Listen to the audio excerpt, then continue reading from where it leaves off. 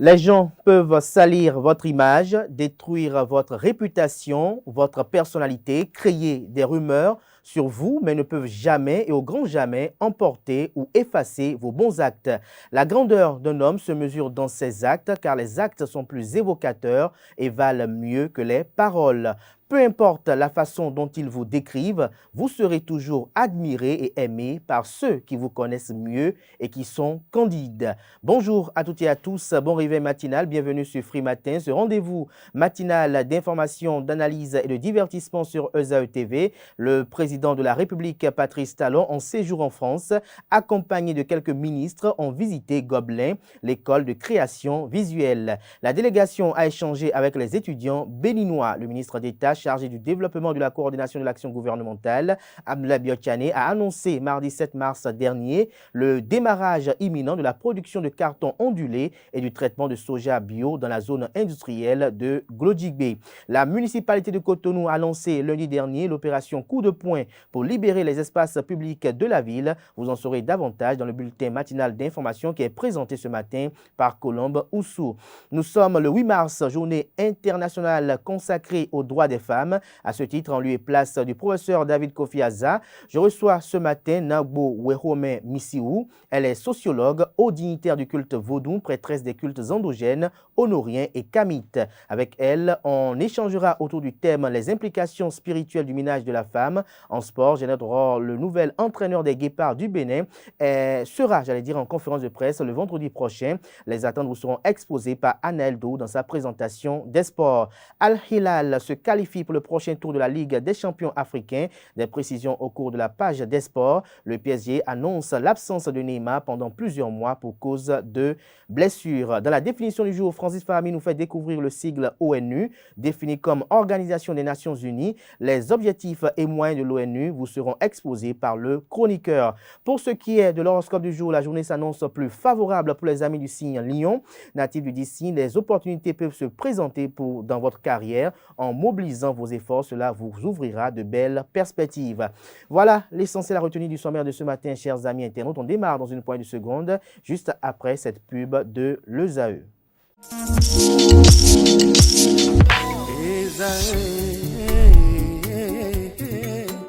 Bonne nouvelle pour la rentrée académique 2022-2023. L'École supérieure d'administration, d'économie, de journalisme et des métiers de l'audiovisuel ESAE vous ouvre les portes de ses différents sites. À Gbedjourmende, à Bomé-Calavi, à Kpakpa et même à Parakou, l'université ESAE vous offre des bons d'études et des demi-bourses dans toutes ses filières en licence 1, 2 et 3. Et pour les 100 premières inscriptions en master 1 et 2, bénéficiez des demi-bourses. Nouveau bachelier, vous avez au moins la mention assez bien. Inscrivez-vous vite à ESAE et bénéficiez d'un bon de 50 000 francs CFA. Étudiants, étudiantes et nouveaux bacheliers, payez 200 000 francs CFA en sciences de gestion, sciences économiques, sciences juridiques et en administration des affaires en licence 1, 2 et 3 et 500 000 francs CFA en master 1 et 2, 250 000 francs CFA en administration générale, administration des finances, journalisme et métiers de l'audiovisuel en licence 1, 2 et 3 et 600 000 francs CFA en master 1 et 2. Alors, inscrivez-vous vite et profitez des offres exceptionnelles mais également d'un enseignement de qualité à l'université d'excellence ESAE. Infoline 90 93 65 21 ou le 98 98 14 00. ESAE, l'excellence a un nom.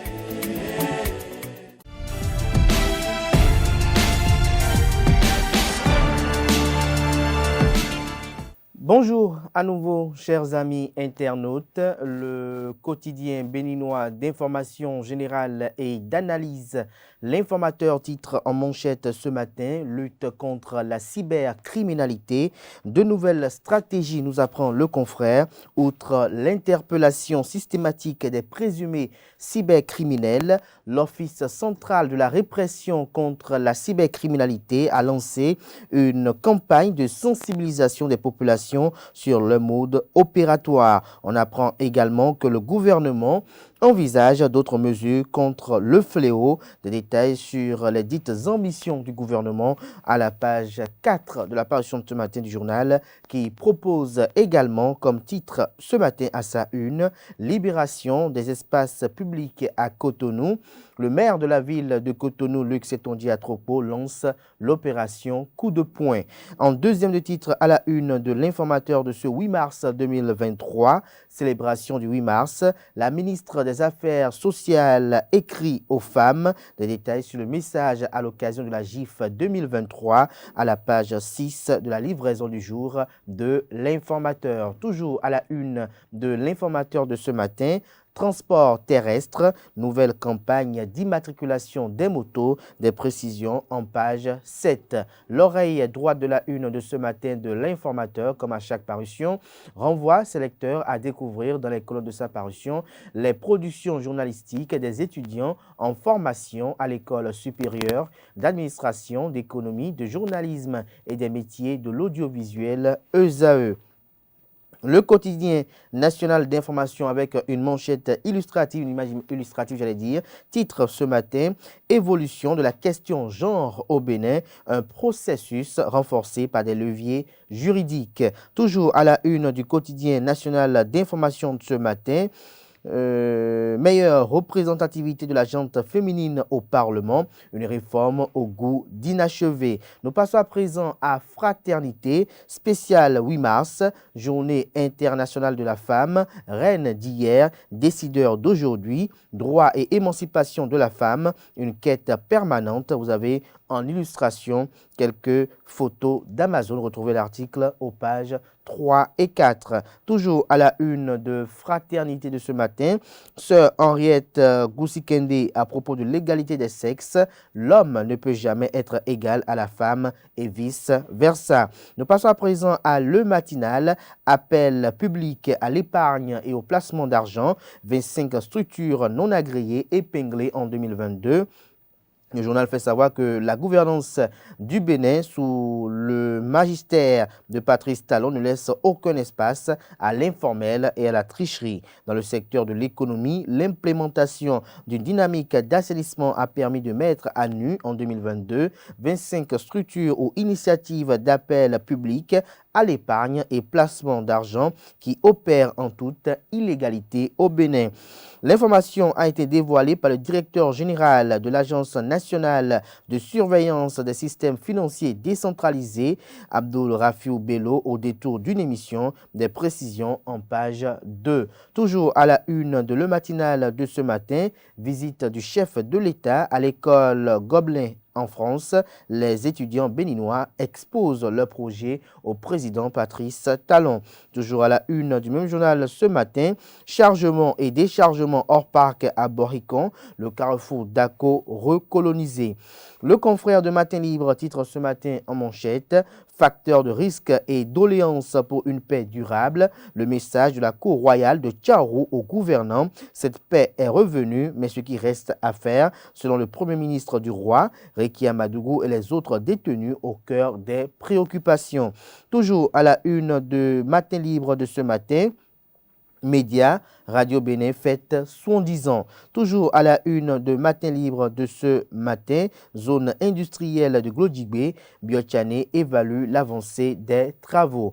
Le Béninois libéré titre ce matin en manchette, sortie de promotion à l'école privée de santé Sainte-Julie de Tenkodogbo, 272 agents pour renforcer le système de santé de la sous-région ouest africaine. Toujours à la une de Le Béninois libéré de ce matin, contrôle des naissances, ce que Issa Boni-Richa Ouourou, Issa Boni-Richa Ouourou, le Bénin et l'Afrique n'ont pas de problème de démographie, mais un problème de politique. Retrouvez l'analyse du politologue dans les colonnes de la parution de ce matin de Le Béninois libéré.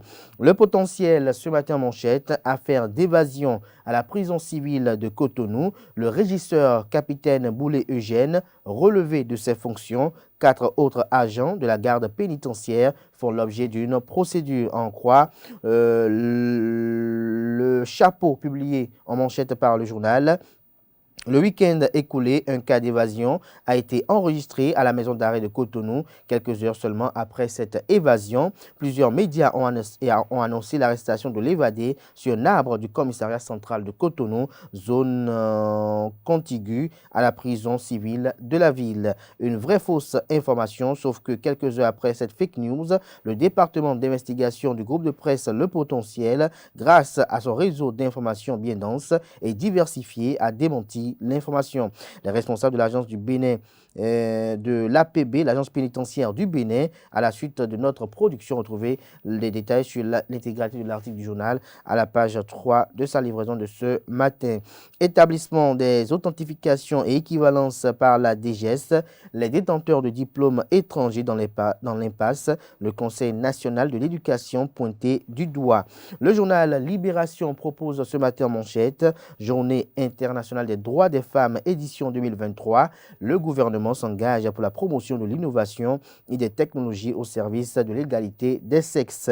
Toujours à la une de Libération de ce matin, prouesse de l'OCRC dans la lutte contre la cybercriminalité au Bénin, le commissaire Donatien Soko a les épaules. Le directeur général de la police républicaine, Soumaïla Yaya, a mis l'homme qu'il faut à la place qu'il faut. Toujours à la une de Libération de ce matin, opération zéro moto non immatriculée en circulation. La NAT invite les propriétaires de motos à se conformer avant la répression. Bénin Intelligent ce matin en manchette, Hervé Ranti Doumate, la non-voyante qui enseigne depuis 25 ans, des précisions sur l'article du journal à la page 3 de sa parution de ce matin. Il s'agit bel et bien d'un portrait. Nous passons à présent au journal Le Progrès.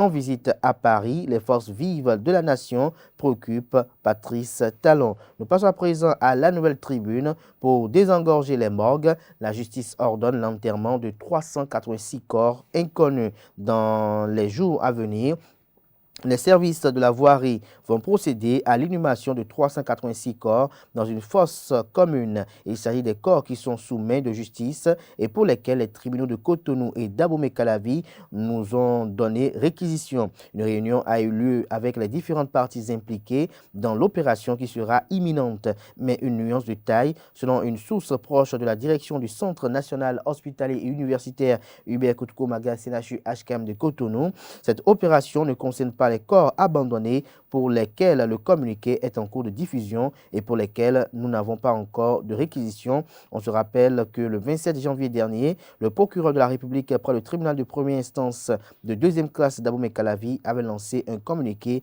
demandant aux parents ayant des corps retrouver la suite de l'article et également de qui proviennent les propos rapportés à la page 7 de la page ce matin du journal. Nous passons à présent au journal L'Économiste, commercialisation de produits de boulangerie, le pain maintenu à 125 francs CFA au poids léger. Intermédiation, digitalisation et innovation, deuxième édition du FONI du 2 au 5 mai à Lomé. Nord-Sud quotidien ce matin manchette, immatriculation des motos par l'ANAT, premier test pour le directeur général Richard Dada. Toujours à la une du même journal ce matin, journée internationale des droits des femmes, l'adresse du gouvernement à retrouver à la page 3. Le Figaro titre ce matin à sa une, actualité internationale, les positions de Talon sur la guerre en Ukraine, la démocratie et la France-Afrique, des détails sur le compte rendu qu'en fait la rédaction Le Figaro sur la sortie médiatique du chef de l'État. C'est à retrouver dans les colonnes de la parution de ce 8 mars de Le Figaro. Nous passons à présent au journal Le Grand Regard qui titre ce matin en manchette, ascension de la femme en politique, honorable Djamilatou Sabi Mohamed, vaillante Amazon des premières. Toujours à la une du même journal ce matin, GIF 2023, le message de l'Institut national de la femme des colonies d'affaires prudentiaux appelle les filles à une prise de conscience. Des précisions sur l'article et le message de la présidente de l'INF dans les colonnes de la page du matin de Le Grand Regard.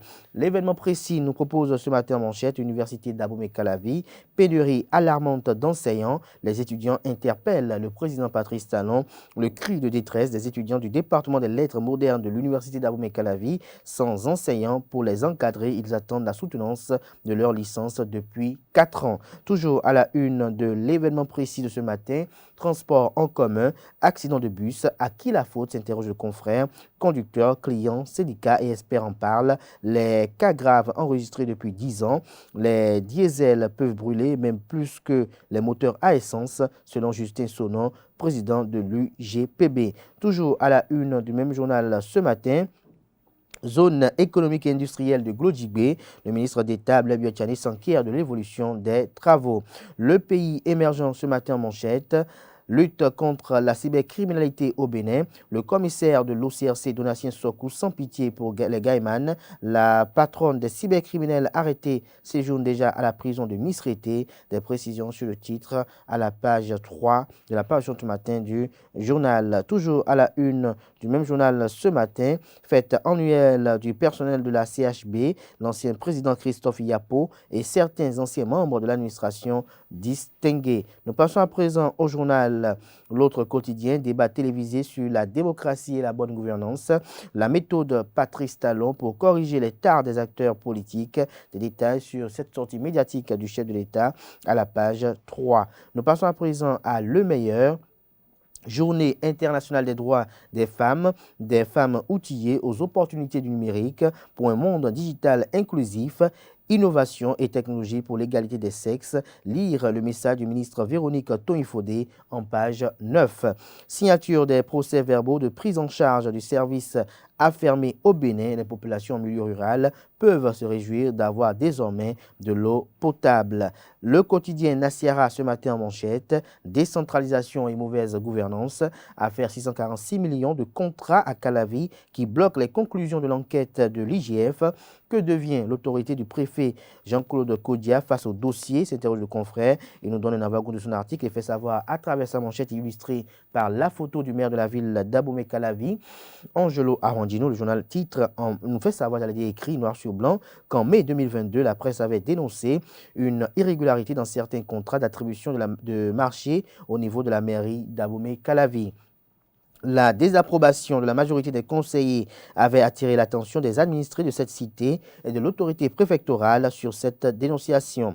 Le spectre des sanctions administratives avait été agité à cause des fautes relevées dans la procédure. Malheureusement, un an après, c'est un silence plat qui est entretenu autour de cette nébuleuse. Si par le passé, la mauvaise gouvernance était la chose la mieux partagée par les autorités politiques et administratives, sous le régime du président Patrice Talon, les choses ont changé, rassure le confrère. Rien qu'à voir la masse de dossiers de crimes économiques traités par la Cour de répression des infractions économiques et du terrorisme CRIET, on peut affirmer sans risque de se tromper qu'il y a une rigueur et une impartialité dans le traitement des dossiers. Pour accompagner cette volonté politique d'assainissement des affaires publiques, il faut une veille permanente pour empêcher les mains invisibles, tapis dans le système de la rupture, d'embrouiller les pistes de manière à ternir la bonne conduite des affaires prônées par le président Patrice Talon. Retrouvez l'intégralité de l'article à la page 3.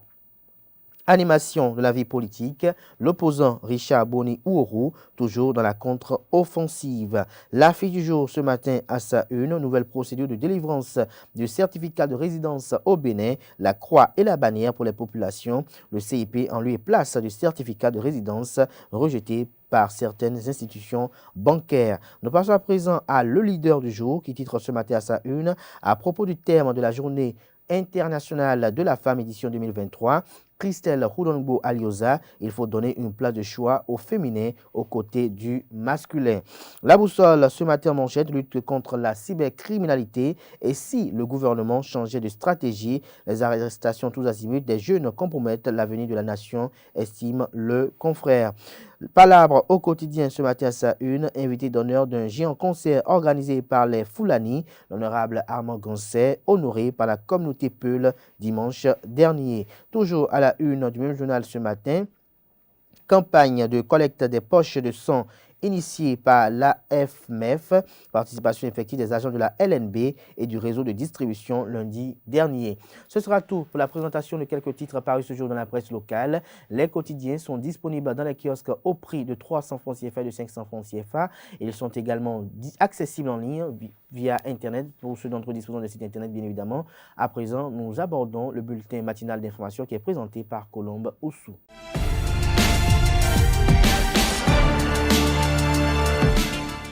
Bonjour et bienvenue dans ce journal. 8 mars, le monde célèbre la Journée internationale de la femme pour un monde digital inclusif, innovation et technologie pour l'égalité des sexes. C'est le thème de l'édition 2023. Dans l'élément à suivre, quelques citoyens de la ville de Cotonou exposent la portée et leurs différentes appréciations de cette célébration. Ils sont au micro de Francis Farami et Nansrine Fatoumbi. La femme, c'est le sel du monde.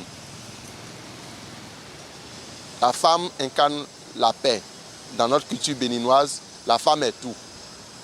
C'est elle le foyer, c'est elle la nation, c'est elle l'harmonie et tout.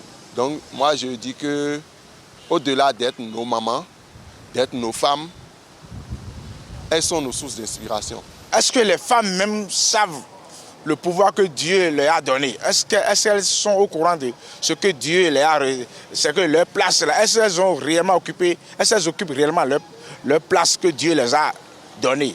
Non. C'est pourquoi vous allez remarquer des ratés un peu dans tous les foyers. Les femmes ont une puissance qu'elles n'arrivent pas à maîtriser. La femme, c'est la mère de l'humanité.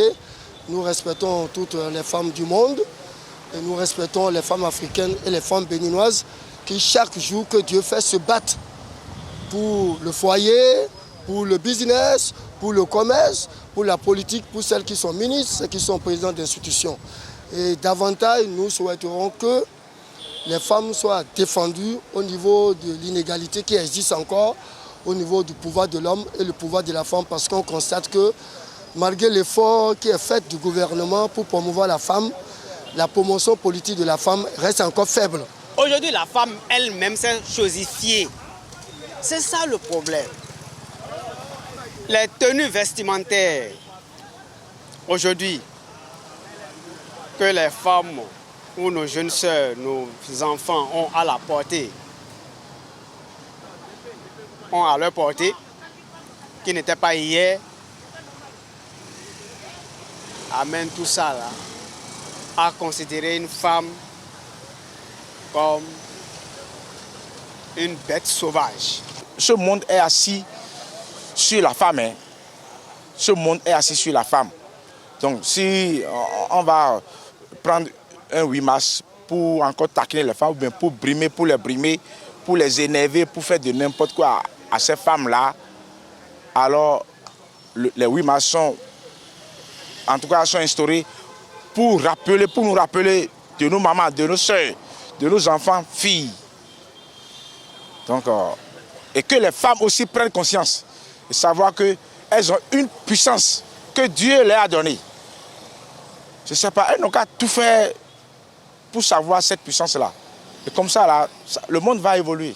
Que les femmes, c'est la mère de l'humanité et ce sentiment de mère de l'humanité fait que tout ce que la femme va faire va concourir vers le bien-être. Donc c'est un souhait que je mets au niveau du gouvernement. Quand vous regardez le gouvernement, il y a combien de femmes? Il y a peu de femmes au niveau du gouvernement.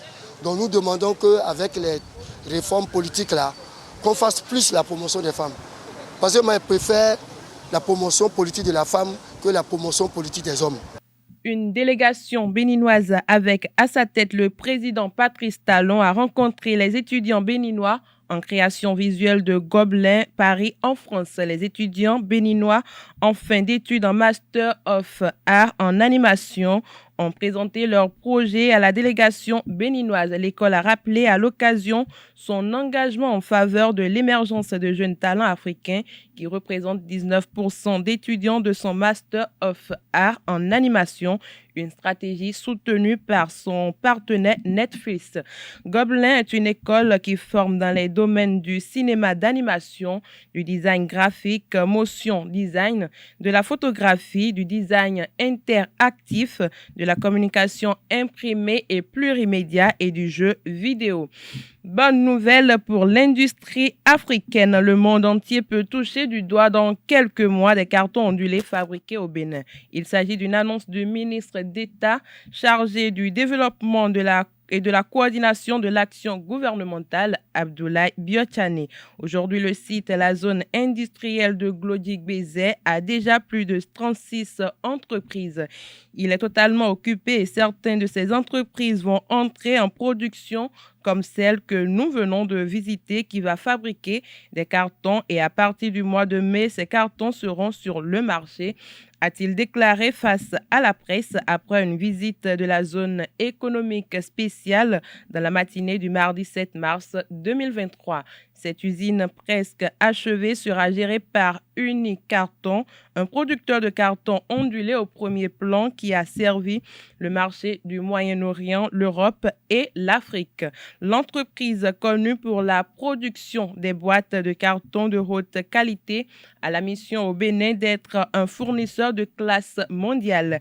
Elle offrira plusieurs gammes de produits, notamment des caisses Araba, des caisses télescopiques, des enveloppes et plateaux et des caisses collées prêtes à l'emploi, le tout sous différentes dimensions et couleurs.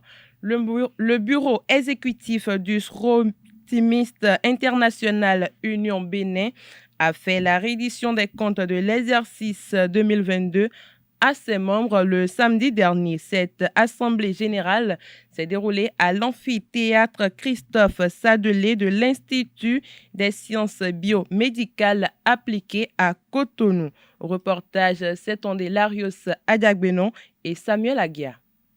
Les Sœurs Soroptimistes International Union Bénin ont passé en revue la gestion de leur association au cours de l'année 2022 en Assemblée Générale Ordinaire. Rencontre avec les responsables de club. 7 jours d'activisme. Le bureau exécutif a mené plusieurs activités.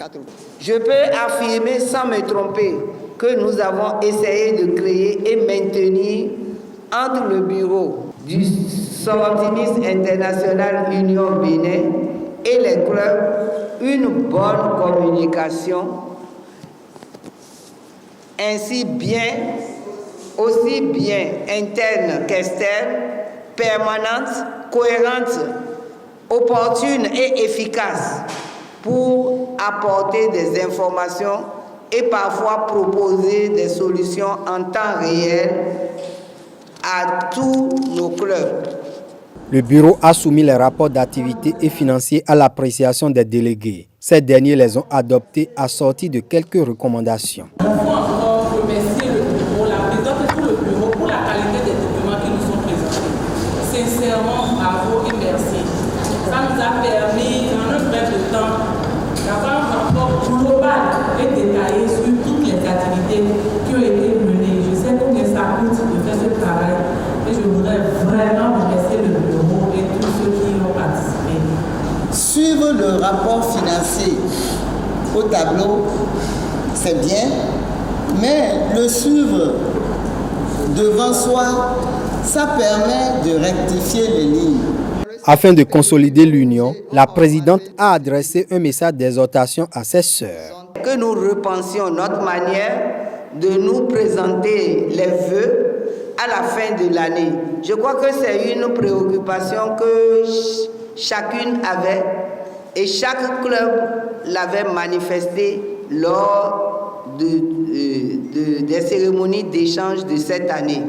Je souhaiterais que les réactions de nos sollicitations venant des clubs soient plus promptes en ce qui concerne le respect des délais.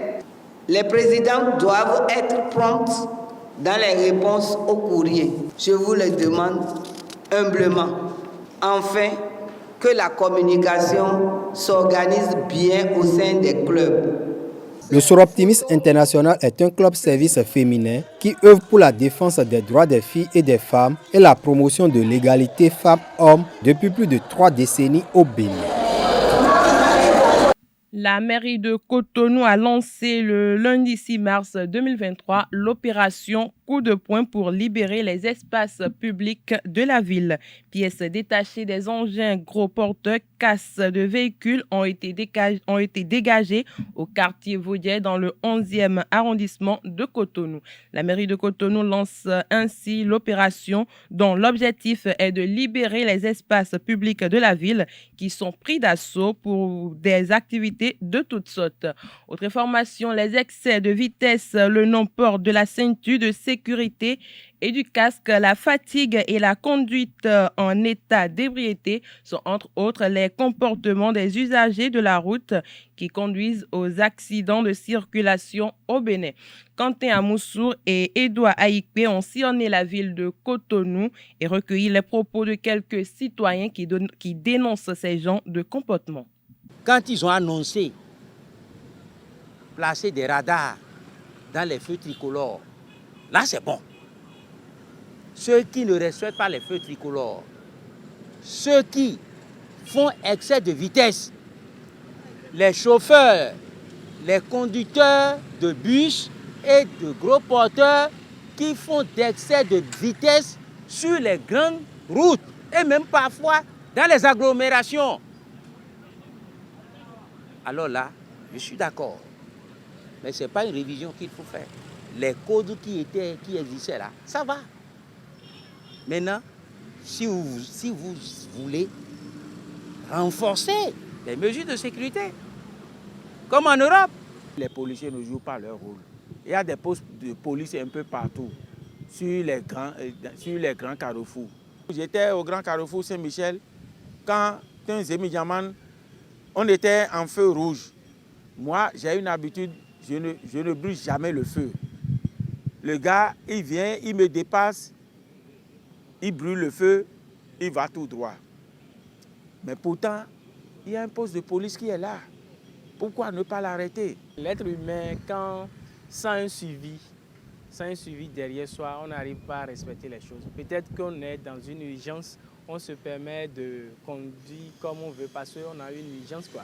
Donc, le fait qu'on a les agences de sécurité, on sait qu'à tel endroit maintenant, j'aurai les agences de sécurité qui sont là pour contrôler la situation, on se met au moins en règle. Au Bénin, nous circulons mal. Nous appliquons mal le code de la route. Et comment? Le code de la route est bien établi, hein, bien fait, et bien structuré. Mais les citoyens béninois ne le respectent pas. Et pourquoi? L'inconscience et l'impatience, c'est ça qui est le véritable danger sur les citoyens béninois. Le Béninois est toujours pressé. Que les agents de sécurité veillent à ça et puis les régularisent, quoi, les mettre dans leurs droits. Parce que le fait d'être au volant et regarder dans le téléphone n'est pas une bonne chose. Et quand quand il commet un crime ou bien quand il commet une infraction, lorsque tu essaies de le raisonner pour dire ce que tu as fait n'est pas du tout bien, pour que désormais il ne reprenne plus les mêmes erreurs, il est le premier à t'insulter, à dire tout ce qu'il veut sur toi. Mais celui-là qui se comporte de cette manière, comment celui-là va se corriger demain? Jamais, il ne va jamais se corriger et il va toujours continuer à commettre les mêmes bêtises. Pire encore, celui-là qui a en infraction, celui-là qui a commis une infraction grave à autrui, est toujours le premier à vouloir se défendre. Comment cela est possible? Comment cela est normal? Et je dis, ceux-mêmes qu'on croit détenir les bons comportements, le bon civisme, c'est ceux-là même qui sont dans ces cas-là. Vous allez voir, aujourd'hui avec les portables qui sont à la portée de tout le monde, même les conducteurs de voitures, ceux-là qui connaissent bien le code de la route, se mettent à manipuler le portable à l'intérieur de leur véhicule. Ils ne regardent même pas devant, ils sont là, et bon, ils cognent celui qui est devant. Et tout ça là, nous allons, dès qu'il descend, comme lui il est en voiture, il va dire que c'est le conducteur de taxi moto ou bien le conducteur à 2 roues qui a tort. Mes amis Zémidiaman aussi, il y a beaucoup parmi eux des indélicats qui ne connaissent même pas le code de route, qui vont coudre même des habits et fabriquent des numéros. Il y en a plein. Ceux-là salissent le corps. Salissent la corporation des Zémidiaman. Voilà, c'est tout pour le bulletin matinal d'information. Merci pour votre attention et à très bientôt. Merci à vous, Colombe Oussou, pour cette présentation du bulletin matinal d'information. Retrouvez à 19h à Tifa Olafa pour la grande édition du journal télévisé sur ESAE TV. Place à présent à l'invité matinal de ce matin sur Free Matin.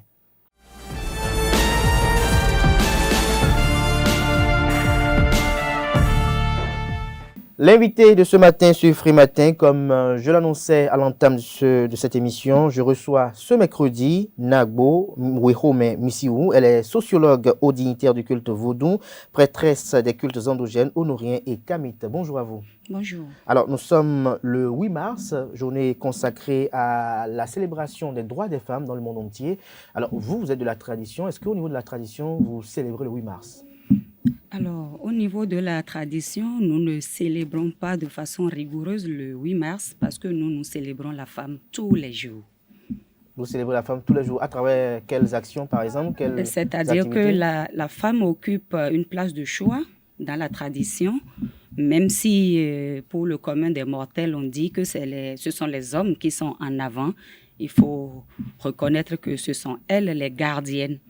Elles sont vénérées. D'ailleurs, lorsqu'on dit Nangbo pour traduire en français, on dit vénérée mère. Donc vous voyez déjà à quel point la femme est valorisée dans la tradition.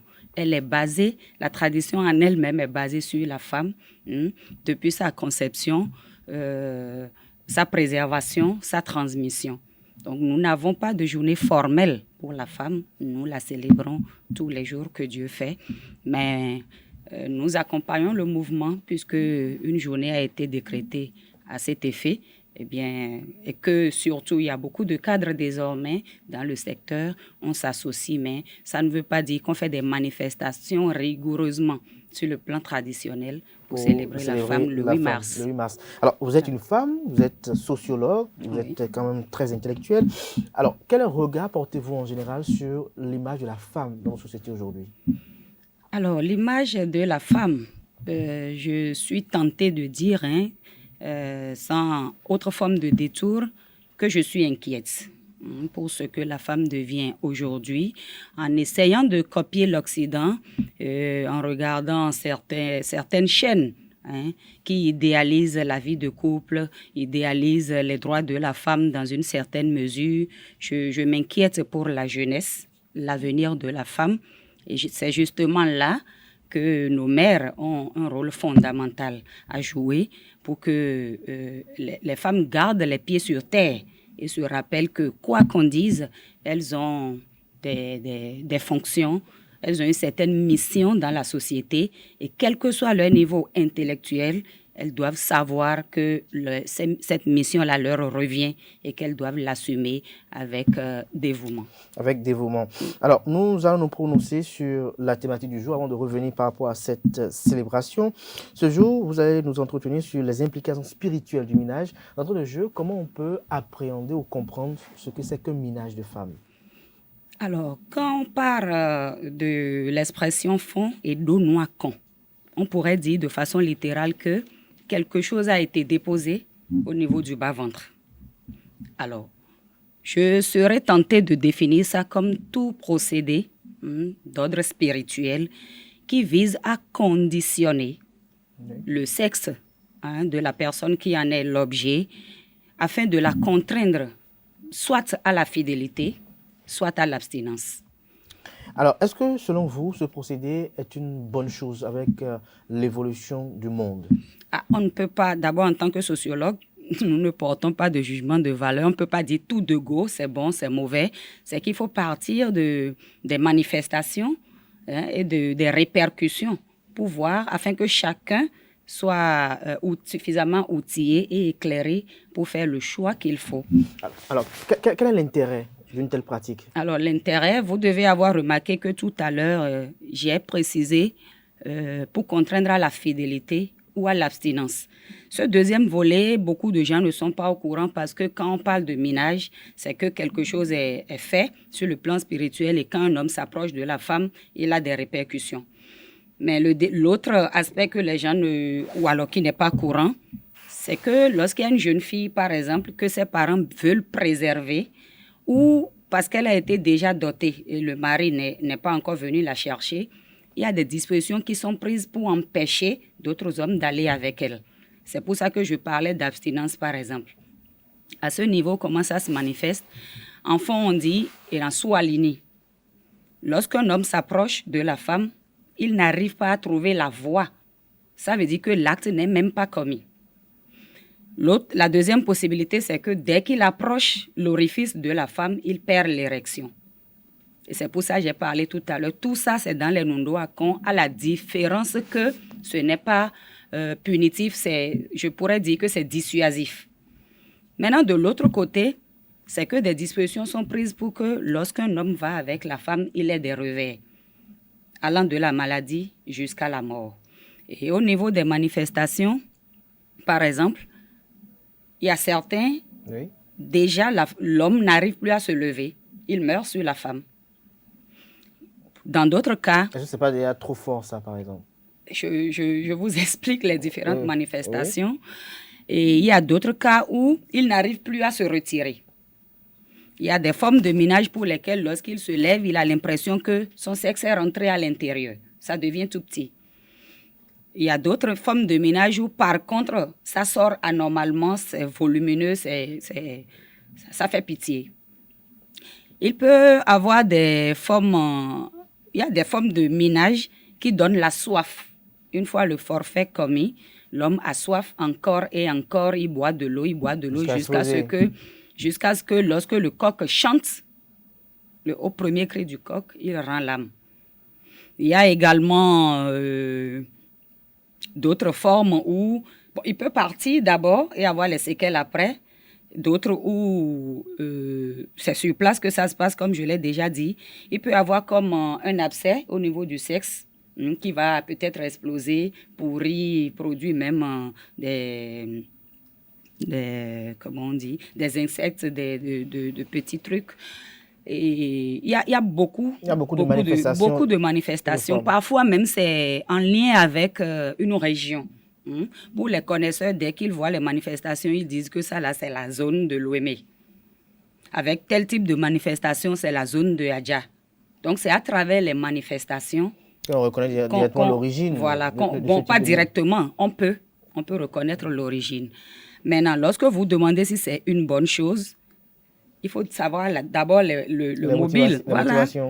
Les motivations, c'est garder pour soi seul la femme qu'on aime.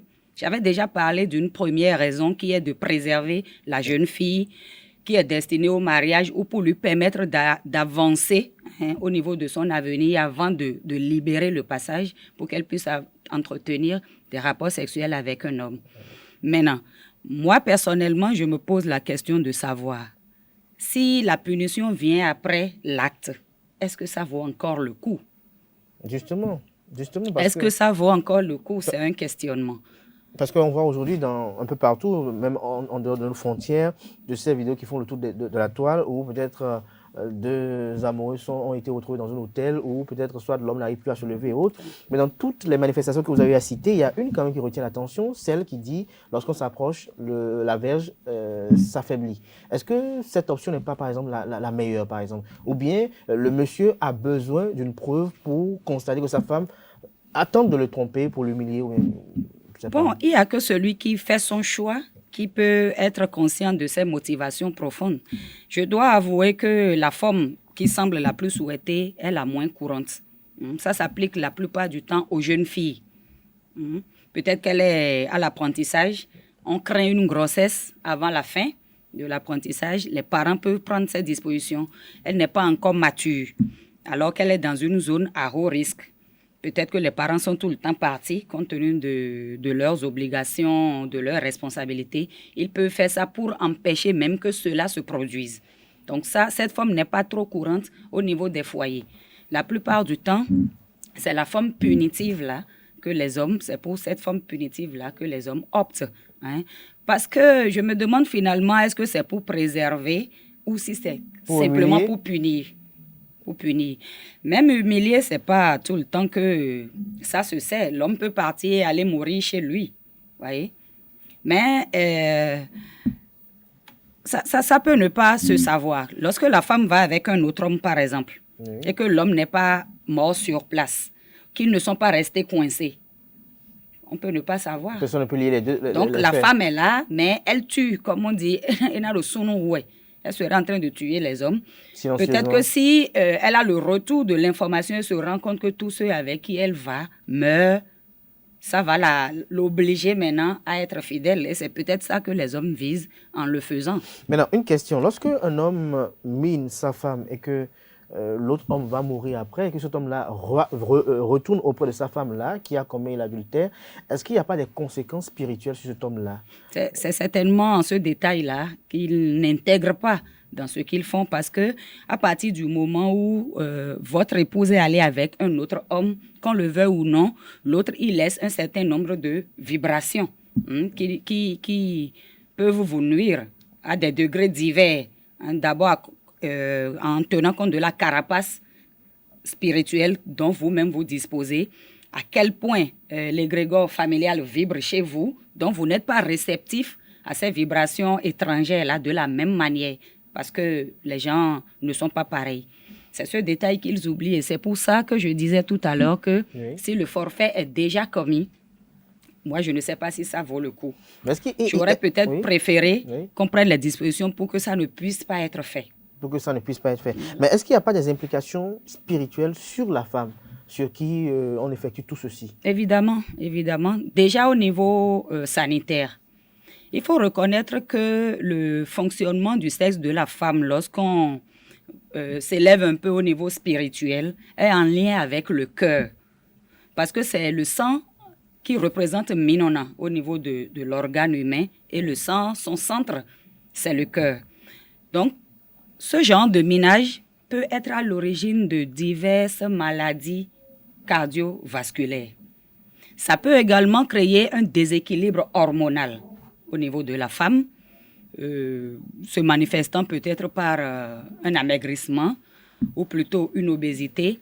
Ça peut même avoir de l'incidence sur, je ne dirais pas de lucidité, mais sur son raisonnement, parce qu'elle serait stressée et tendue tout le temps, au point même d'énerver l'homme qui ne serait certainement pas conscient que c'est l'une des répercussions de l'acte qu'il a eu à poser lui-même.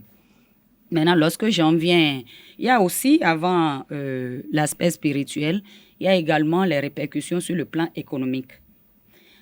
La femme stagne. Ses affaires, que ce soit professionnelles, que ce soit au niveau du commerce, stagnent.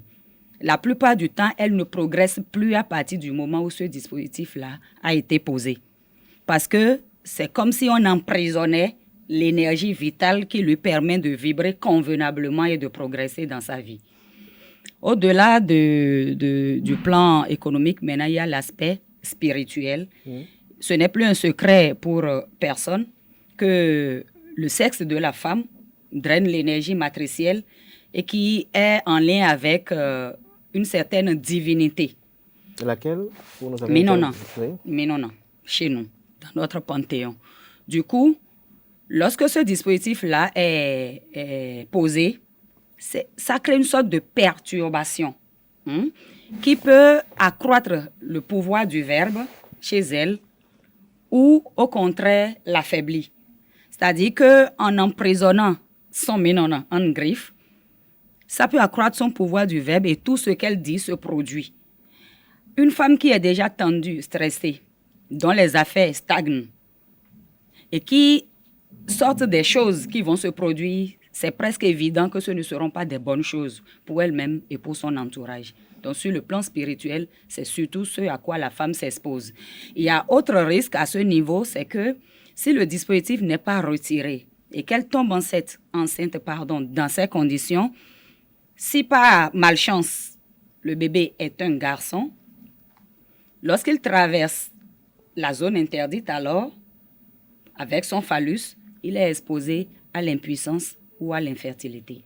Exposé à l'impuissance ou à l'infertilité, ça c'est véritablement important. Maintenant, que comprendre de ceux qui optent pour de telles poses de dispositifs à l'endroit de femmes et qui voyagent pendant 2 ans, 3 ans? Ça fait justement partie des raisons pour lesquelles les gens recourent à ces genres de pratiques pour être sûr que rien ne sera fait avant leur retour. Maintenant, si la femme est au courant, c'est heureux. Ça va éviter. Parce que généralement, les femmes ne sont pas au courant. Évidemment, généralement, elles ne sont pas au courant. C'est juste une petite ficelle qui est conditionnée qu'on étend, qu'elle traverse, ou bien on la guette lorsqu'elle urine, on prélève un peu sur le sol là, la partie humide, ou bien c'est à base de scarification. Il y a plusieurs méthodes, ou bien c'est l'homme lui-même qui utilise le produit maintenant et va au sexe avec son épouse pour mettre en place le dispositif. Donc la plupart du temps, les femmes ne sont pas au courant. C'est après une première manifestation qu'elles commencent à se poser des questions, sauf si, par la force des choses, elle se retrouve à faire une consultation dans un certain cadre, on peut le lui dire de faire attention parce qu'elle aurait été conditionnée. Alors, est-ce que vous donnez, par exemple, foi à ceux qui estiment que la femme peut être minée, mais il y a des gens qui peuvent venir et se retirer sans qu'il n'ait rien? Évidemment, et ça fait partie de la deuxième raison, après la première, pour laquelle je me demande si ça vaut le coup. C'est vrai que ce n'est pas pour le commun des mortels. Si la femme est minée, ça peut se savoir. Pour ceux qui sont prédisposés ou ont pris les dispositions pour cela, ça peut se savoir. Certains, lorsqu'ils découvrent, n'y vont pas. Mais d'autres ont la possibilité de commettre leur forfait quand même. Il y a par exemple des types de scarifications qui sont faites sur le dos de la main. Et avant l'acte, lorsque l'homme sait que ce n'est pas son épouse, il peut poser la main au niveau du bas-ventre. Et il se produit un certain son avertisseur que seul celui qui a pris la disposition préalable peut savoir. Et dans ce cas, il déplace le dispositif vers le haut, commet son forfait et le ramène encore vers le bas. Et c'est là où il y a encore un petit risque pour la femme, c'est que lorsque celui qui a envoyé le dispositif vers le haut ne le ramène pas, ça lui crée des maladies cardiovasculaires qui peuvent aller jusqu'à un arrêt. Jusqu'à un arrêt cardiaque. Voilà. Alors, lorsqu'on parle de minage, je suis tenté aussi de poser la question de savoir, est-ce qu'une femme elle-même peut tenter de miner son homme maintenant? Bon, c'est évident qu'enfant, on ne parlera pas de non-droit con. Mais vu sous l'angle de tout procédé, pour contraindre à la fidélité ou à l'abstinence, comme je l'ai dit tout à l'heure, on peut dire oui. Et la forme que les femmes utilisent la plupart du temps, soit il a la possibilité d'avoir des rapports sexuels avec d'autres femmes, mais ne peut jamais les mettre enceintes. Même si la femme, même s'il guette le moment même de l'ovulation pour faire le rapport sexuel, ça ne va pas produire d'enfant. L'autre forme aussi, c'est que l'homme n'a l'érection qu'avec elle. Ça se découvre un peu trop facilement. Parce que l'homme se rend compte que quand il va avec d'autres femmes, il n'a pas l'érection. Mais dès qu'il est avec sa propre épouse, donc comme on dit en fond, il y a ouaye. Est-ce que les prêtresses, vous le faites généralement avec vos maris? Une prêtresse devrait, qu'on me permette d'aller tout de go comme ça. Une prêtresse ne peut pas empêcher son mari d'aller avec d'autres femmes parce que si elle est réellement occupée, elle ne peut pas s'occuper seule de son homme. Ne nous leurrons pas. Parce que il y a les festivités annuelles, par exemple. Tu es parti peut-être pour 7 jours, 9 jours. Il faut qu'il mange. Il faut qu'il mange. Il faut qu'il mange. Il faut qu'il mange et qu'il mange. Donc, non, je crois qu'une prêtresse digne de ce nom, aller conditionner le sexe de son mari pour qu'il n'aille pas avec d'autres femmes, ça m'étonnerait. Ça vous étonnerait. Mais dites-nous, comment vous vivez cette vie de prêtresse? Voilà, vous êtes femme, vous êtes haut dignitaire du culte vaudou. Comment vous arrivez à arrimer cela avec la société, la vie en société? J'avoue que ce n'est pas aisé parce que ça fait beaucoup de responsabilités à la fois. Mon statut de femme, mon statut de membre d'une famille qui m'attend, je veux dire la famille élargie, mon statut de mère, parce qu'on peut être femme sans être mère, mon statut d'épouse, on peut être également mère, femme sans être épouse. Donc, il y a tout ça qu'il faut jumeler et sur les 7 jours que Dieu nous donne par semaine et sur les 24 heures. Alors, comment je procède? Je définis les priorités, d'accord? Et parmi les priorités, les urgences. Donc, le dimanche soir, je me dis qu'est-ce que j'ai à faire demain, lequel est prioritaire et qu'est-ce qui est plus urgent. Et je fonctionne de façon à ce que lorsque je m'engage dans un champ, je fais comme du vide dans ma tête, comme si tout le reste n'existe plus, jusqu'à obtenir le résultat que je veux. Donc, parfois même, ça m'amuse. Quand je vais au bureau, je peux être habillée en tenue de service. Et quelques 2 heures de temps après, on peut me faire appel pour dire qu'en bas, il y a quelqu'un qui va faire les invocations au pied d'une entité. Et là, je métamorphose rapidement. Donc, dans la même journée, je suis administrative, je suis dignitaire, je suis un peu de tout. Ce n'est pas aisé, mais je m'y plais bien. Vous vous plaisez bien. Alors, d'où est venu alors je suis un peu curieux de savoir, ce désir irrésistible d'être là où vous êtes aujourd'hui dans la tradition? Je dirais que c'est ma mère, d'accord, qui m'a donner ce goût, parce que depuis toujours, tout en étant de l'Église catholique, elle ne nous avait jamais empêché de nous approcher de la famille pour répondre à nos coutumes et avait toujours pris les dispositions pour nous sécuriser lorsque, si par exemple il y a une maladie qui commence à se faire bizarre, elle n'hésite pas à faire la consultation et elle ne le cache pas. Elle prenait plaisir à se faire appeler maman les deux, pour dire qu'elle est à la fois à l'église et dans la tradition. Du coup, cette honte que les gens pourraient éprouver vis-à-vis de nos réalités, moi, je ne l'ai pas connue. C'est vrai qu'après, en étant au cadre, quand je suis rentrée dans le milieu, j'ai eu un peu de trac. Mais très tôt, des gens d'une certaine renommée, des hauts cadres qui sont dans le secteur et qui l'expriment fièrement sur les médias, ont tout fait de m'inspirer. Je me suis dit que, bon, aujourd'hui, je pavane avec mes perles. Et bon, si quelqu'un n'est pas content, c'est son affaire. C'est son affaire. Mais si vous permettez, les répercussions du minage là, l'homme aussi en a et je tiens à le souligner. Lesquelles, par exemple? Au niveau de l'homme, il y a également sur le plan économique, il a des revers. Ses affaires flottent, stagnent. Mais il y a surtout que sur le plan spirituel, partout où il passe, il a des problèmes avec les femmes. Parce qu'il est repéré par l'énergie matricielle. Et donc, tous ceux qui la portent comme quelqu'un qui a offensé leur intimité, qui les a provoqués en quelque sorte.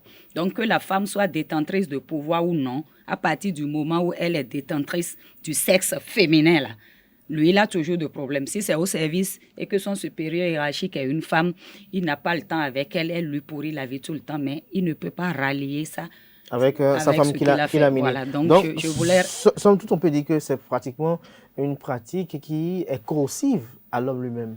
Oui, mais beaucoup ne le savent pas. Beaucoup ne le savent pas. Pour eux, c'est le qui s'y frotte, s'y pique là, et qui fait toute leur fierté. Mais est-ce qu'il y a d'autres procédés en dehors du minage pour assujettir la femme à la fidélité? Le minage, d'autres procédés, si ce n'est pas le naturel, la façon de la gérer, parce qu'il y a aussi ça, hein. Il y a aussi ça, assujettir la femme à la fidélité. Il y a par exemple les rituels au niveau de la famille. Certains amènent la femme en famille. Il y a parfois, ils vont jusqu'à leur faire boire une certaine potion pour les contraindre à la fidélité. Mais il faut reconnaître que quand déjà l'égrégore familial vibre convenablement, que l'homme a pris l'habitude d'aller en famille et que la femme aussi y va, rien que ça la contraint à la fidélité parce que quand elle commet le forfait, elle peut commencer à voir les défunts. Elle peut commencer par voir les défunts. Les défunts ou bien voir des entités, entendre des voix que personne n'entend avec elle. Donc, le fait d'aller en famille aussi est un autre moyens. Et ça fait d'ailleurs partie des raisons pour lesquelles, de plus en plus, les femmes préfèrent aller à l'église plutôt que d'aller en famille. D'aller en famille. Vous êtes une femme, vous allez vous adresser aux hommes. Selon vous, quelles sont les causes profondes d'une infidélité, selon vous? Parce que vous êtes une femme, vous avez vivé la vie. Les causes profondes, je ne peux qu'énumérer des possibilités. Oui, il peut s'agir de l'impuissance de l'homme. Il peut s'agir du manque crucial de ressources. Je dis crucial parce que dans aucun foyer, tout ne peut aller comme on le souhaite. Il peut également s'agir du moral de la femme lorsqu'elle est méprisée, peut-être par la famille. Parce que la plupart du temps, les gens ne se voient pas un jour et décident d'aller commettre ce forfait-là. Non, ça m'étonnerait. Et souvent, elle commence à se confier, la plupart du temps. Elle a des choses sur le cœur. Elle a besoin d'un confident. Et c'est en cela que, en détour, je propose aux hommes d'écouter parfois un peu leurs femmes quand elles ont besoin de discuter. Même quand ça leur paraît bête, le sujet qu'elles posent, de temps en temps, donner l'impression qu'on s'intéresse à ce qu'elle vit, ce qui la préoccupe. Sinon, tout de suite, le collègue, le voisin, va accorder le temps, lui prêter l'écoute dont elle a besoin.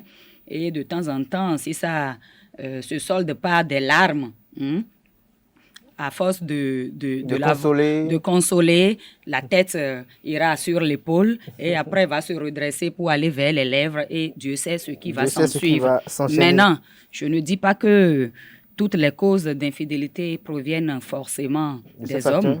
Bon, il y a des femmes qui sont peut-être aussi insatiables, hein, et quel que soit ce qui se passe, voilà, il y a ça. Il y a également que la folie des grandeurs, quel que soit ce que l'homme lui fait, elle veut pouvoir mettre Vlisco tous les vendredis rigoureusement comme ses collègues au service, alors que ton mari et toi, vous n'en avez pas les moyens. Celles-là qui ne peuvent pas faire la politique de leurs moyens en arrivent souvent à ces moyens-là, coucher avec les supérieurs pour avoir un peu plus de ressources. Donc, c'est un peu ça. Donc, la responsabilité est partagée. Il y a beaucoup de possibilités. Encore que on peut, pour nuire au foyer, on peut conduire la femme. Et dans un zoué. De l'extérieur, quoi. On peut la conduire à l'infidélité. Et la plupart du temps, ça se manifeste comment? Elle va avec un homme qui n'est même pas de son rang. C'est-à-dire qui fait honte à la société à sa place. Et ça se fait dans un endroit carrément indigne. Et la troisième condition, c'est qu'on les surprend absolument.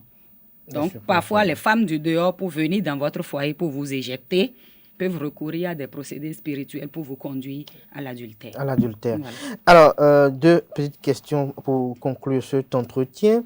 À l'entendre de cet entretien, vous avez dit que vous êtes inquiète pour ce que la femme est devenue aujourd'hui avec la copie de l'Occident. Qu'est-ce que vous avez à dire à nos jeunes sœurs aujourd'hui? Depuis un certain temps, l'État, à travers l'OCRC, la police républicaine, bien évidemment, a engagé une lutte sans merci contre la cybercriminalité. On parle de femmes qui seraient impliquées dans ce fléau-là.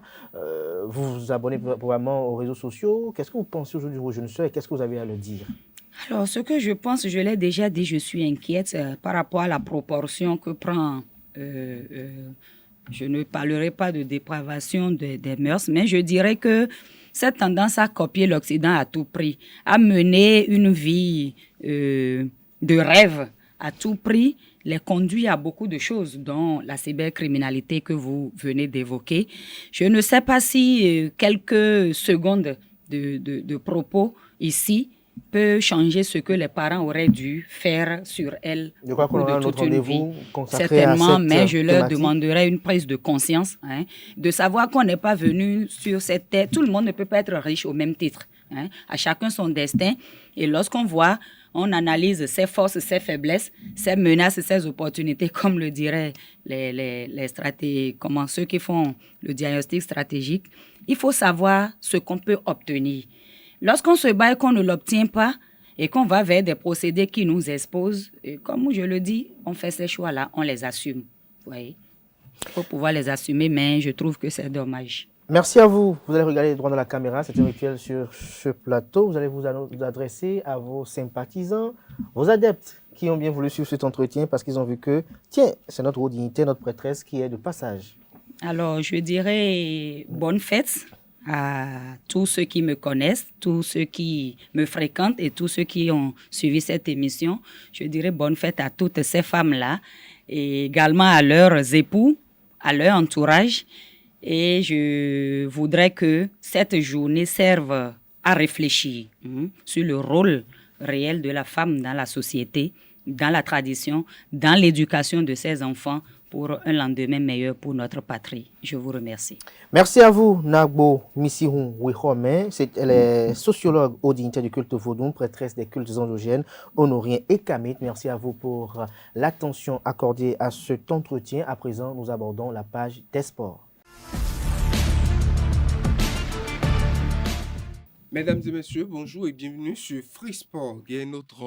Le nouveau entraîneur du Bénin va dévoiler sa liste des joueurs sélectionnés le vendredi 11 mars 2023. La sélection béninoise affrontera le Rwanda pour la double confrontation, comptant pour la 4e et la 5e journée des éliminatoires de la CAN 2023. Le Bénin démarre son regroupement le 18 mars prochain. En dehors de la publication de la liste très attendue, le sélectionneur devra parler de la mission à lui assignée par la Fédération béninoise de football. Autre information, la boxe amateur a tenu en haleine les Cotonois à l'Étoile Rouge les 24 et 25 février dernier, l'instant du championnat national 2023. Au terme de rudes combats, les pugilistes les plus méritants sont repartis avec le Graal dans 10 catégories. Reportage, c'est ton Hilarius Adjagbeno. Des directs, des uppercuts, des enchaînements, des jets d'éponge, des abandons, des KO et disqualifications. 2 jours de spectaculaires et rudes combats au cours desquels les boxeurs amateurs du Bénin ont rivalisé d'ardeur pour s'adjuger le titre national dans les catégories respectives.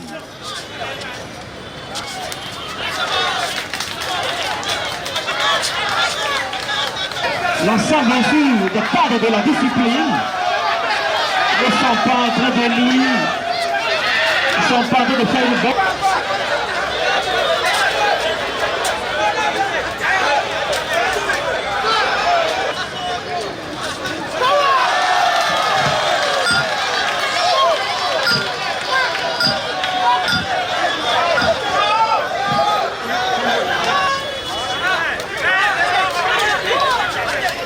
David Agbetome en mouche junior, Romain Adewale en mouche senior, Achille Zosu en coq, Parfait Collé en plume, Eli Dahwe en léger, Belmoros Ouenon en semi-léger, Scott Babatoune en walter, Junior Dalmenda en semi-walter, Adam Yakoubou en milou et Moïse Awangono en moyen sont les champions du Bénin 2022. Je remercie Dieu pour ce qu'il a promis aujourd'hui, tout ce qui s'est passé. Et je rends grâce à Dieu, à tous mes coachs.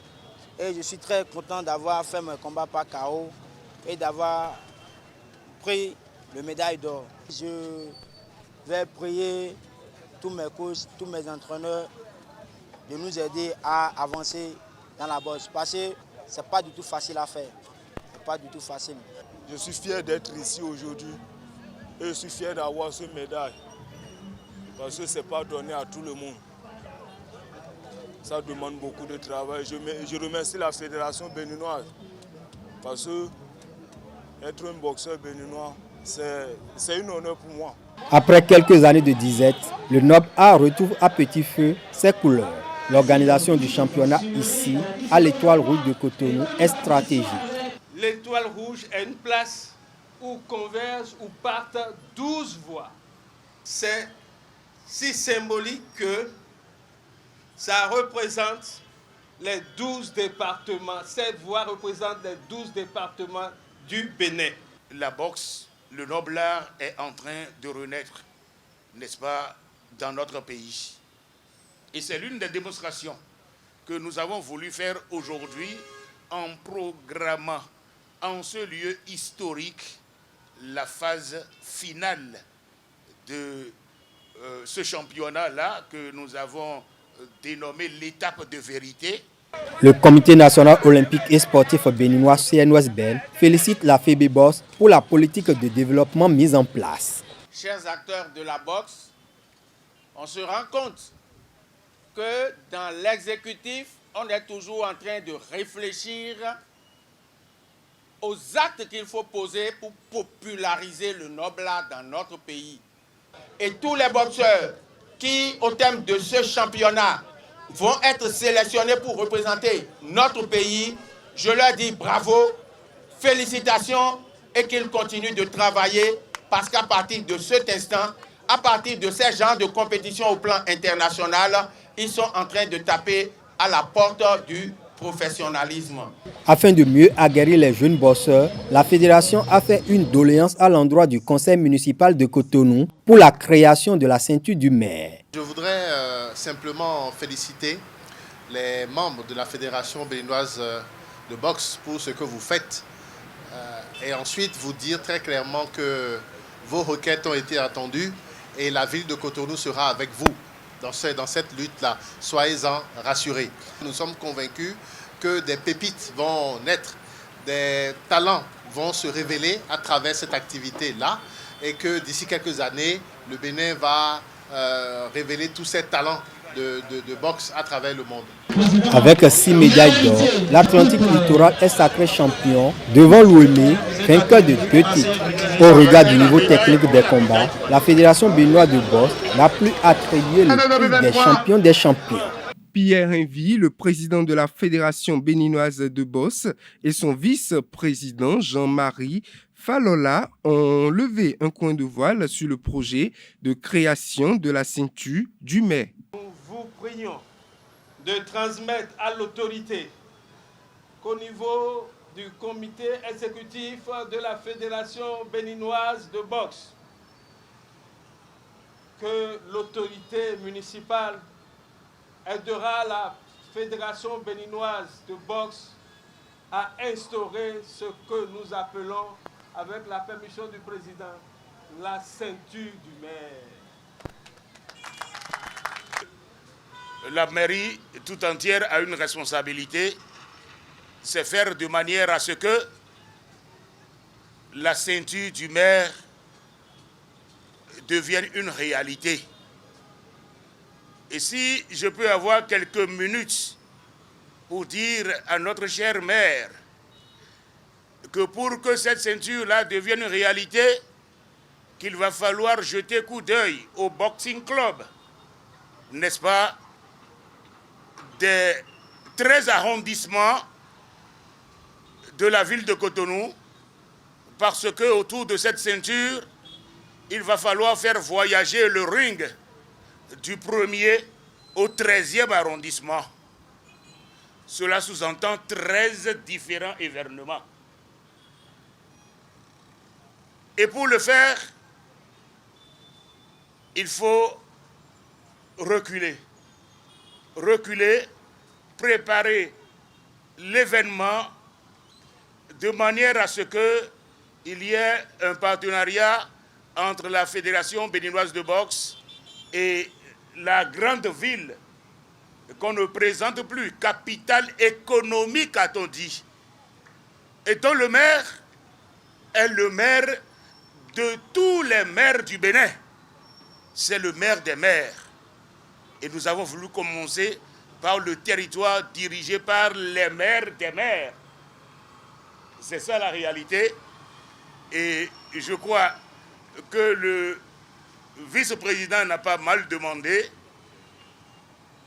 S'il faut encore dire quelque chose au nom des boxing clubs, c'est de dire aux maires de bien vouloir manager de manière à ce que nous comprenions une fois encore que ces boxing clubs, ces boxeurs que vous allez voir passer tout à l'heure, sont issus des familles complètement pauvres. Aucun enfant de riche ne peut accepter qu'on lui donne des coups, et surtout dans le visage. Ça veut dire que nous avons affaire à des boxing clubs qui ont besoin d'aide, qui ont besoin d'assistance. Nous avons besoin des parents qui livrent leurs enfants pour leur dire « Allez, vous êtes des guerriers, démontrer que vous avez la nationalité béninoise et ce pays doit vous payer alors, n'est-ce pas, le fruit de vos efforts. Je voudrais attirer l'attention du maire là-dessus. Sur toute l'étendue du territoire national, le championnat féminin est à l'arrêt. C'est la grande décision communiquée par la Fédération béninoise de football aux différents clubs féminins ces dernières heures. L'annonce concerne en particulier les clubs de la première division ainsi que ceux de la deuxième division.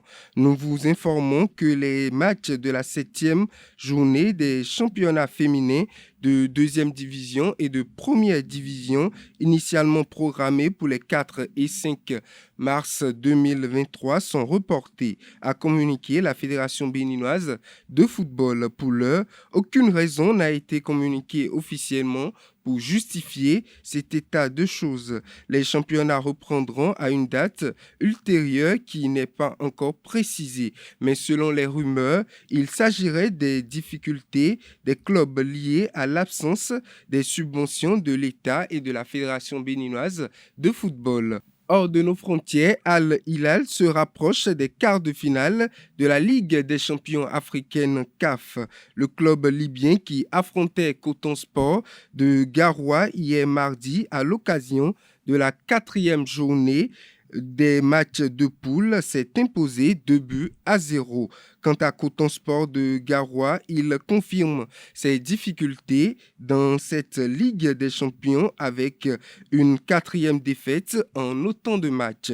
Et pour finir cette édition, dans la soirée du lundi 6 mars 2023, le PSG a annoncé une très mauvaise nouvelle concernant son numéro 10, Neymar Junior. Le Brésilien est touché à la cheville face à Lille le 20 février dernier. Ce lundi, la sentence est finalement tombée quand le PSG annonçait une opération à sa cheville et une absence pour 3 à 4 mois, ce qui mettra fin à sa saison sportive de l'année 2023. Au lendemain de cette annonce, le club de la capitale française a tenu à apporter son soutien à Neymar en publiant une vidéo sur Twitter.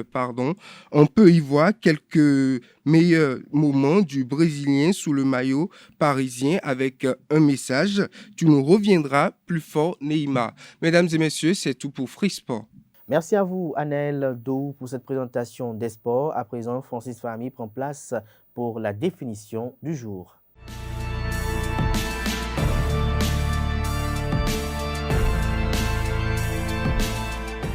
À toutes et à tous, bonjour. Bienvenue dans la définition de ce matin. L'Organisation des Nations Unies, ONU, est une organisation internationale qui regroupe en juin 2022 193 États membres.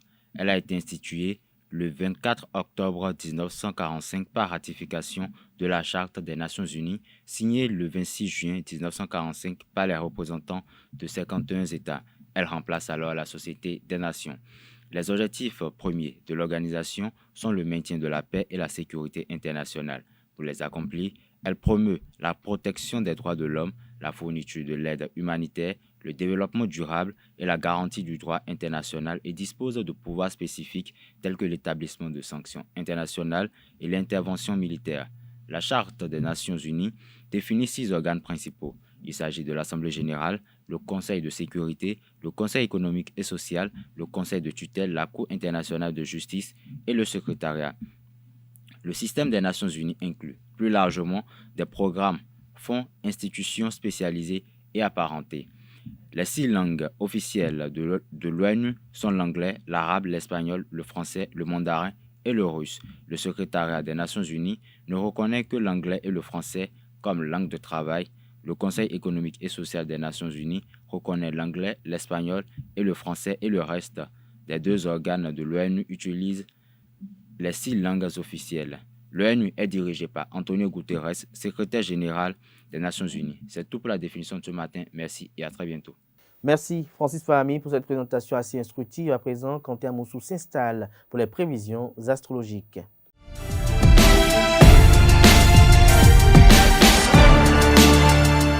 Bonjour et bienvenue dans l'horoscope de ce 8 mars 2023. Bélier, accomplir vos objectifs vous semble plus aisé que d'habitude. Amis du signe Taureau, vous êtes plus matérialiste qu'à l'accoutumée et l'envie est grande de cumuler les achats. Cependant, vous gardez votre sang-froid. Quant à vous, Gémeaux, par votre intégrité et votre sens de l'organisation, vos comptes se portent merveilleusement bien. Amis du signe Cancer, journée propice à l'investissement financier à long terme, mais uniquement s'il est réfléchi et raisonnable et donc fuyez comme la peste un placement non maîtrisé. Quant à vous, amis du signe Lion, des opportunités peuvent se présenter dans votre carrière. En mobilisant vos efforts, cela vous ouvrira de belles perspectives. Balance, à présent, la configuration astrale très favorable devrait vous aider à faire de bons choix. Vous pourriez tout de même bénéficier d'une amélioration inattendue de vos économies. Amis du signe Scorpion, avec la configuration astrale actuelle, vous ne devriez pas connaître de soucis du côté de vos finances personnelles. Ne serait-ce pas le moment de se faire plaisir avec une section shopping? Amis du signe Sagittaire, vous pourriez assister à une valorisation de vos finances, en particulier si vous ne vous êtes pas montré trop dépensière ces derniers mois. Capricorne, les configurations astrales pourraient perturber votre compte en banque. Soyez rationnel et tâchez de gérer prudemment votre budget. Avant-dernier signe Verseau, ne prenez pas de risques démesurés. Soyez prudente et résister, à l'appât du gain. Poisson, pour finir, la période est propice pour prendre soin de votre apparence. Et voilà qui met fin à l'horoscope du jour. Merci de l'avoir suivi. Et voilà, chers amis internautes, qui met un thème à Free Matin ce matin. Tout un chacun, merci pour l'attention. Merci également pour la fidélité accordée à ce programme télé sur ESAE TV. Portez-vous bien et belle suite de programmes sur ESAE TV. Sans oublier une bonne et belle fête de femmes, de la femme, et des droits de la femme à toutes et à tous.